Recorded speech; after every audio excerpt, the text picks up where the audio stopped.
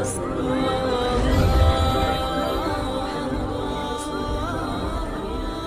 رمضان کو مسجد کوفہ میں امام علی علیہ السلام کی اذان گونجنے لگی تو پوری کائنات میں سوگ برپا ہو گیا. چرند پرند جنات چیخنے لگے اور حضرت جبرائیل علیہ السلام تمام انسانوں سے کہنے لگے کہ اے انسانوں، آج آخری مرتبہ علی کی آواز میں اذان سن لو. مولا علی علیہ السلام اذان دے کے مصلی عبادت پہ آئے. اللہ کی عبادت کر رہے تھے. جیسے ہی آپ نے سجدہ کیا تو عبد الرحمن ابن ملجم زہر سے ڈوبی ہوئی تلوار امام علی علیہ السلام کے سر پہ دے مارتا ہے. بس مسجد کوفہ میں قیامت برپا ہو گئی. تمام چاہنے والے سر پیٹنے لگے. امام علی علیہ السلام کا مصلی خون سے رنگین ہو گیا. آپ کے سر کا خون آپ کے چہرے اور داڑھی پہ آ لگا. کچھ چاہنے والے اس ملعون کو ڈھونڈنے لگے جس نے مولا علی کو ضرب ماری تو کچھ مولا علی علیہ السلام کے سر کا خون صاف کرنے لگے. اتنی دیر میں امام علی علیہ السلام نے فرمایا، اے حسن، یہ نماز فجر کا وقت ہے، پہلے نماز مکمل کرواؤ، اس کے بعد مجھے دیکھنا. امام حسن علیہ السلام نے نماز پڑھائی اور مسجد میں موجود تمام مسلمانوں نے نماز پڑھی. جیسے ہی نماز ختم ہوئی تو عبد الرحمن ابن ملجم جس نے مولا علی علیہ السلام کے سر پہ وار کیا تھا اس کو پکڑ کے امام کی خدمت میں لایا گیا اور کچھ چاہنے والے شہد کا شربت بنا کے پاس لے کے آئے. جیسے ہی امام علی علیہ السلام نے اپنے قاتل کے چہرے پہ خوف دیکھا تو اپنے چاہنے والوں سے فرمانے لگے کہ اس شربت کی مجھے نہیں بلکہ میرے قاتل کو ضرورت ہے. یہ شربت اسے پلا دو اور دیکھو اس نے مجھ پہ ایک وار کیا ہے، اس پہ بھی ایک ہی وار کرنا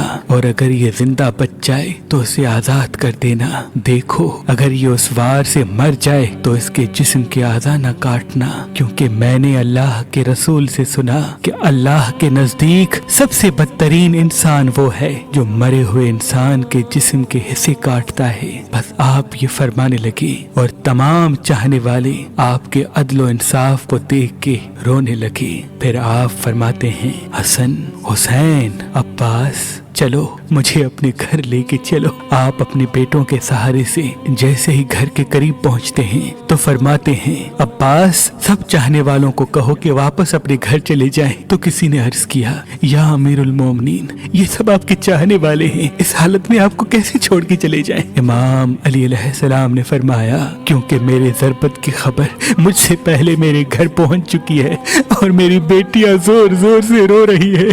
میں نہیں چاہتا کہ میری بیٹیوں کا آواز میرے چاہنے والوں کے کانوں تک پہنچے. بس تمام چاہنے والے وہیں رک گئے اور امام علی علیہ السلام گھر تشریف لاتے ہیں. تمام بیبیاں روتی ہیں، امام علی علیہ السلام کو دیکھ کے فریاد بلند کرتی ہیں اور امام علی علیہ السلام سب کو دلاسا دیتے ہیں کہ مجھ سے میرے بھائی اللہ کے رسول حضرت محمد مصطفیٰ صلی اللہ علیہ وآلہ وسلم پہلے ہی فرما چکے تھے کہ اے علی، میری امت تجھے رمضان کے مہینے میں مسجد میں ضرب مارے گی اور تیرے سر کے خون سے تیری داڑھی سرخ ہو جائے گی. یہ وقت صبر کا ہے. آپ کو بستر پہ لٹایا گیا. تاریخ نے لکھا، جیسے ہی طبیب نے امام علی علیہ السلام کو دیکھا تو وہ چیخ کے رونے لگا اور فرمانے لگا کہ وہ ضرب زہر میں ڈوبی ہوئی تھی اور زہر مولا علی کے پورے جسم میں پھیل چکا ہے. جتنا ہو سکے آپ ان کو دودھ پلائے. بس جیسے ہی یہ خبر کوفے کی گلیوں تک پہنچی تو کوفے کے یتیم بچے اپنے اپنے حصے کا دودھ لیے امام علی علیہ السلام کے گھر پہ آتے ہیں اور بآواز بلند کہتے ہیں، یا حسن، یہ ہمارے حصے کا دودھ ہمارے مولا کو پلائے. ہم ایک مرتبہ یتیم ہو چکے ہیں، دوسری مرتبہ یتیم نہیں ہونا چاہتے. امام علی علیہ السلام بستر شہادت پہ بھی مسلسل اللہ کا ذکر کرتے رہے. بس جیسے ہی 19 کا دن ختم ہوا، 20 رمضان کی رات آئی، آپ فرمانے لگے کہ اب میرے حجرے میں کوئی بھی نہ آئے کیونکہ پوری دنیا کے جنات و فرشتے مجھ سے ملنے آ رہے ہیں. اور پھر جیسے ہی 20 رمضان کا سورج طلوع ہوا تو آپ امام حسن سے فرمانے لگے، اے حسن، جاؤ میرے تمام چاہنے والوں سے کہو کہ اپنے امام کا آخری دیدار کر لیں. آپ کے عقیدت مند قطار بنا کے جیسے ہی آپ کی زیارت کے لیے گھر میں داخل ہوئے تو دیکھا کہ زہر پھیلنے کی وجہ سے آپ کا چہرہ پورا زرد ہو چکا ہے۔ سب چیخ کے رونے لگے۔ امام علی علیہ السلام فرمانے لگے، پوچھو جو پوچھنا چاہتے ہو، کیونکہ میں علی زمین کے رستوں سے زیادہ آسمانوں کے رستے جانتا ہوں۔ پوچھ لو، جب تم مجھے اپنی آنکھوں سے نہیں دیکھو گے تو پچھتاؤ گے کہ کاش کچھ اور پوچھ لیتے۔ کسی عقیدت مند نے سوال کیا، کسی نے جواب لیا، کوئی زیارت کرتا رہا۔ بس جیسے ہی عقیدت مند جانے لگے، امام علی علیہ السلام نے فرمایا، حسن میرے پورے خاندان کو میرے حجرے میں لے کے آؤ۔ امام علی علیہ السلام نے وصیتیں کی اور فرمایا، اب اس خاندان کا وارث میرا بڑا بیٹا حسن ہے، جو یہ کہے اسے ماننا۔ اور امام حسن سے فرمانے لگے، اے حسن، جتنا ہو سکے اپنی زبان و کردار سے محبت اور امن کا پیغام دیتے رہنا۔ اپنے نانا کی صلح حدیبیہ کو یاد رکھنا، کوشش کرنا کہ مسلمان کا دشمن نہ بنے اور تقوی سے دور نہ ہونا۔ اگر دنیا تمہارے قریب آئے بھی تب بھی اس سے دل نہ لگانا۔ دنیاوی چیز نہ ملنے پر کبھی افسوس نہ کرنا، ہمیشہ حق بات کہنا، مظلوم کی مدد کرتے رہنا۔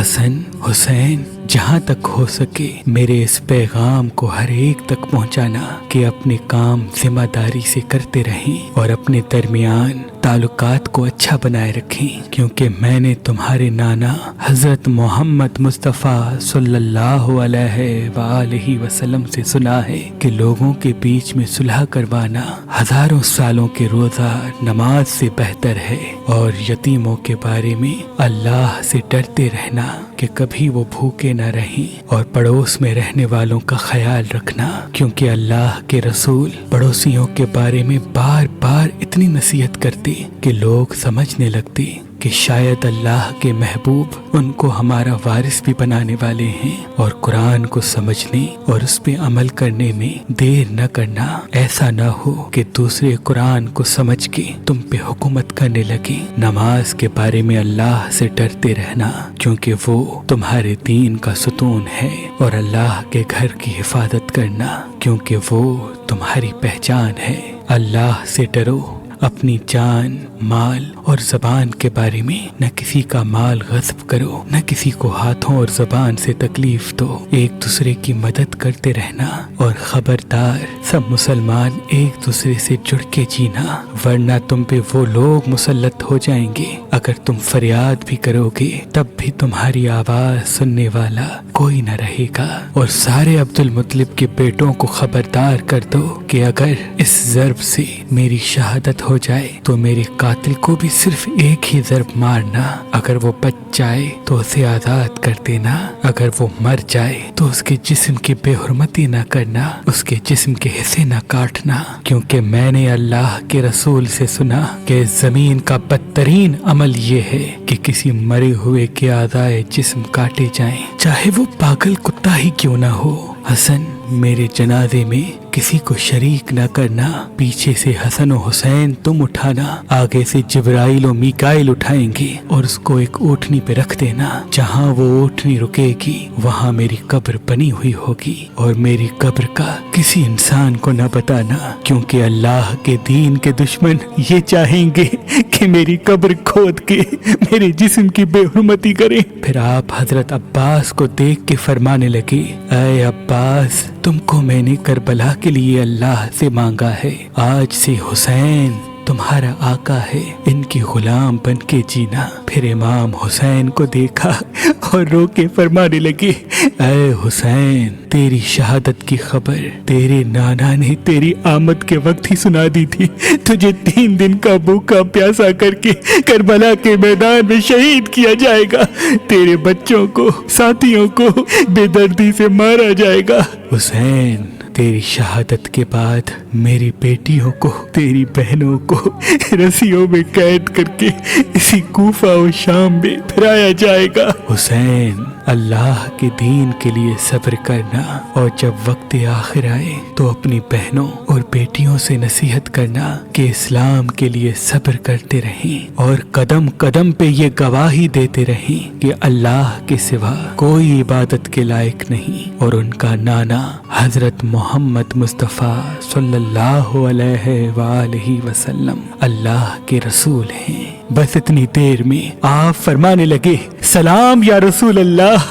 سارا خاندان چیخ کے رونے لگا اور کہنے لگا اے ہمارے مولا، کیا ہمارے درمیان اللہ کے رسول موجود ہیں؟ امام علی علیہ السلام نے مسکرا کے فرمایا ہاں، اللہ کے محبوب اور تمہاری ماں فاطمۃ الزہرا سلام اللہ علیہا مجھے لینے آئے ہیں۔ بس پورا گھر زار و قطار رونے لگا اور یوں امام علی علیہ السلام نے اپنی آنکھیں بند کر لی۔ آپ کی وصیت پہ عمل کرتے ہوئے آپ کے جنازے میں کسی کو بھی شریک نہیں کیا گیا۔ پیچھے سے حسن و حسین نے اٹھایا تو آگے سے وہ جنازہ خود بخود اٹھنے لگا اور ایک نورانی اونٹنی ظاہر ہوئی، جنازے کو اس پر رکھا اور وہ کوفے سے باہر چلتی گئی۔ ایک ویران جگہ پہ جا رکی جہاں ایک چمکدار پتھر تھا۔ جیسے ہی امام حسن حسین نے اس پتھر کو ہٹایا تو اس پتھر کے نیچے ایک قبر بنی ہوئی تھی اور اس پہ لکھا ہوا تھا کہ یہ قبر اللہ کے نبی نوح نجی اللہ نے بنائی ہے، اللہ کے ولی علی ابن ابی طالب علیہ السلام کے لیے۔ علی ابن ابی سلام ہو اللہ کے ولی۔